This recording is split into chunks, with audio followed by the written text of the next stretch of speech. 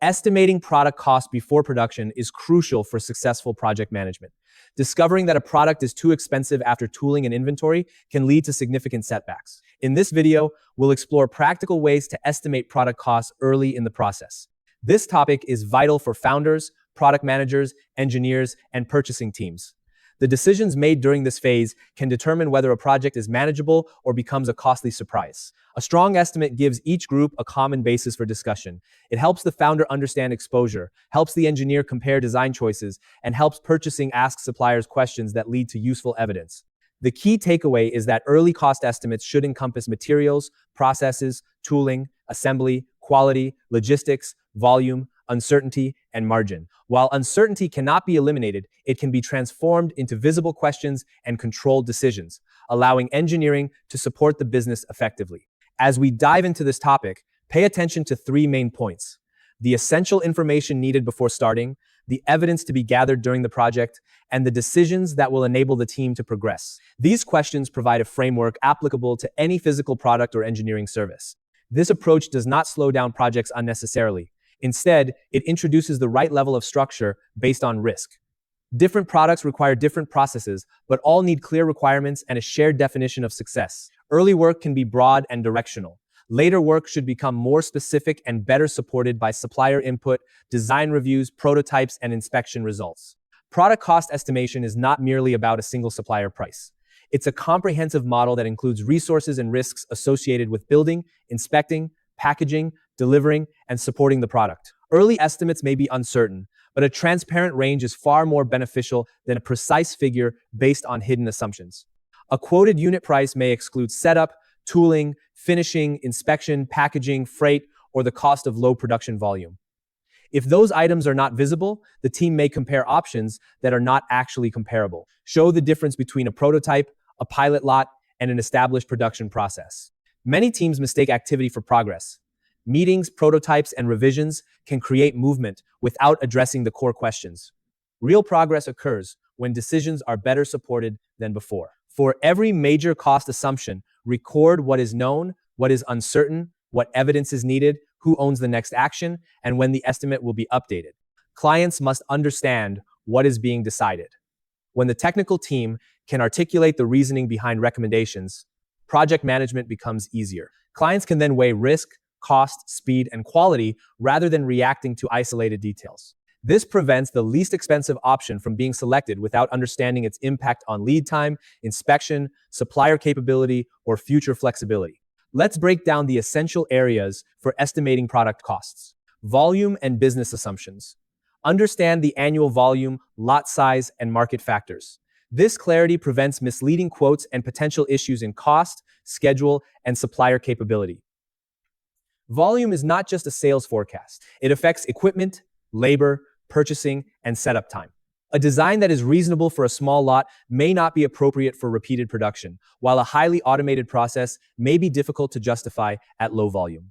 Ask whether the estimate is based on the first build, a typical lot, or mature annual demand. Also identify launch timing, expected demand changes, and whether the supplier can support the required capacity. These assumptions influence unit cost and the likelihood of delays. Bill of materials and purchase parts create a detailed list of all components, ensuring no small items are overlooked. This prevents unexpected costs during assembly. Include purchase parts, fasteners, seals, labels, adhesives, cables, packaging materials, and anything consumed during testing or rework. The list should distinguish between known supplier prices, preliminary allowances, and items that still need quotations. It should also identify long lead parts, custom parts, approved alternatives, minimum order requirements, and supplier responsibilities. A clear component structure makes it easier to compare a design change and see whether the change affects one part or creates a chain of new costs. Manufacturing process and tooling. Estimate all aspects of manufacturing, including material and machine time.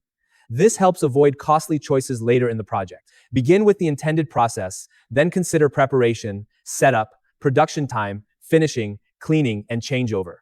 Tooling may include molds, dies, fixtures, gauges, cutting tools, or special equipment. It may also have a useful life, maintenance requirement, or replacement schedule. The 3D design model should support this discussion by making features, tolerances, material choices, and access requirements clear. A process that looks inexpensive on paper can become difficult when it requires complex setups, repeated repositioning, tight tolerances, or finishing that a supplier cannot perform consistently. Reviewing manufacturability early creates opportunities to simplify geometry, reduce operations, or select a more suitable process before tooling is locked. Assembly, test, and labor. Consider all steps involved in assembly and testing. Ignoring labor implications can lead to higher costs than anticipated. Describe the sequence from incoming parts to completed product. Include handling, alignment, fastening, bonding, calibration, inspection, and packaging preparation. Then, estimate the time and skill required for each step. Testing deserves separate attention because a test may require a fixture, instrument, technician, controlled environment, or repeat measurement. Decide what is tested on every unit, what is checked by sampling, and what happens when a unit fails. Labor cost is also affected by training, ergonomics, rework, and the amount of judgment required. Packaging, logistics, and quality. Account for all costs associated with packaging and delivery. Understanding the landed cost is crucial for accurate pricing. Packaging protects the product, but it can also influence labor, storage, shipping volume, damage rates, and customer experience. Specify whether the estimate includes internal protection, outer cartons, labeling, pallets, and special handling. Logistics should reflect the path from supplier to the next destination. Consider transport mode, distance, warehousing, insurance, and delivery timing. Quality costs include incoming inspection, in-process checks, final inspection, documentation, audits, and the handling of non-conforming parts. Sensitivity and cost targets. Identify which assumptions impact cost the most. This helps prioritize efforts and focus on areas that can yield the greatest return. Compare the effect of changing material, process, volume, labor time, tooling, or quality requirements. Then rank assumptions by their likely effect and by how easily they can be verified. A sensitivity review can use a low case, a likely case, and a high case for major inputs. The goal is not to create false precision. The goal is to show where the range is wide and which decision could narrow it. Cost targets should also be connected to product requirements. If a target cannot be met, the team can discuss whether to change the design, process, volume, schedule, or performance requirement. The framework becomes most useful when it is treated as a working system. Before starting, define requirements, expected volume, success criteria, and the boundaries of the estimate. During the project, gather supplier quotations, process feedback, prototype observations, assembly times, inspection results, and packaging or shipping information. At decision points, compare the evidence with the current cost range and record what changed. A practical review should end with clear actions. Which assumption is most important? What evidence will test it? Which team owns that work? What decision will be made when the evidence arrives? When these questions are answered, the estimate becomes a management tool rather than a spreadsheet that is updated without direction. In summary, effective product cost estimation before production is about making informed decisions early, minimizing risks, and ensuring clear communication among all stakeholders. By following these guidelines, teams can navigate the complexities of product development with confidence and clarity. If you have a product idea or engineering challenge, XPro is here to help you assess risks and prepare for successful manufacturing. If you enjoy our content, please like and subscribe to support the channel. It really helps us keep creating high-quality videos.